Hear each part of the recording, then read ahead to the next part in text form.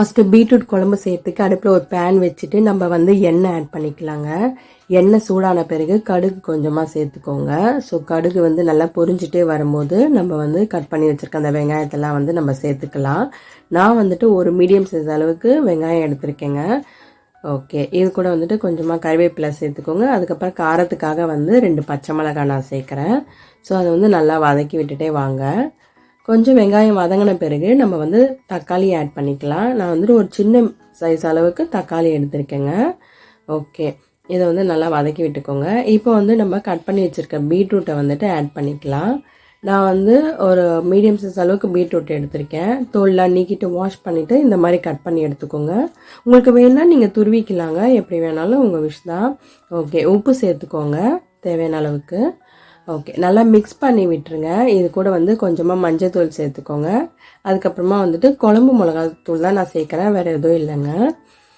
Okay, அதுக்கப்புறமா வந்து கொஞ்சமாக வந்து நான் தனியாத்தூள் சேர்த்துக்கிறேன். ஓகே, இப்போ வந்து நம்ம குழம்பு மிளகாத்தூளும் பச்சை மிளகாய் சேர்க்கறதுனால காரம் வந்து பார்த்து சேர்த்துக்கோங்க. ஓகே, நல்லா மிக்ஸ் பண்ணி விட்டுருங்க. நம்மளுக்கு வந்துட்டு இந்த பீட்ரூட்டும் வேகணும், அது அளவுக்கு நம்மளுக்கு குழம்பும் வேணும். ஸோ நான் 2 கப் அளவுக்கு தண்ணி ஆட் பண்ணுறேங்க. அடுப்பு வந்து மீடியமில் வச்சுக்கோங்க, இல்லைனா தண்ணி நல்லா சுண்டுடும், அப்புறமா பீட்ரூட் வேகாது. ஸோ மீடியமில் வச்சிங்கன்னா கரெக்டாக இருக்கும் உங்களுக்கு. ஓகே, நல்லா மிக்ஸ் பண்ணி விட்டுருங்க. நல்லா அந்த பீட்ரூட்லாம் வேகட்டும்.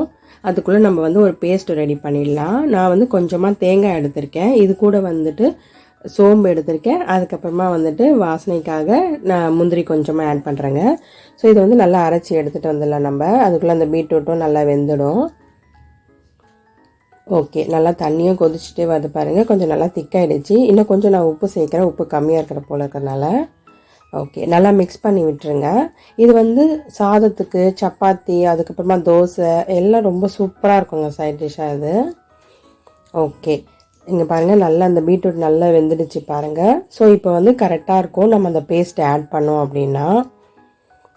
ஓகேங்க, இப்போ வந்து நம்ம அந்த பேஸ்ட்டை ஆட் பண்ணிடலாம். அதுலேயே அந்த மிக்ஸி ஜார்லேயே கொஞ்சமாக தண்ணி சேர்த்து கூட நம்ம வந்து ஆட் பண்ணிடலாங்க.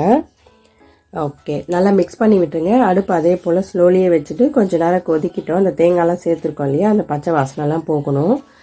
ஓகே, குழந்தைங்களுக்கு இந்த மாதிரி செஞ்சு கொடுங்க, ரொம்ப விரும்பி சாப்பிடுவாங்க. எப்பவுமே நம்ம பொரியலே செய்கிறதுக்கு இது கொஞ்சம் டிஃப்ரெண்ட்டாக இருக்கும்.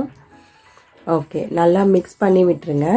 நல்லா கொதிச்சிச்சு பாருங்கள். இப்போ வந்து நம்ம அடுப்பை வந்து ஆஃப் பண்ணிடலாங்க. நல்லா சூப்பராக ரெடி ஆகிடுச்சு. சூப்பரான பீட்ரூட் குழம்பு ரெடி.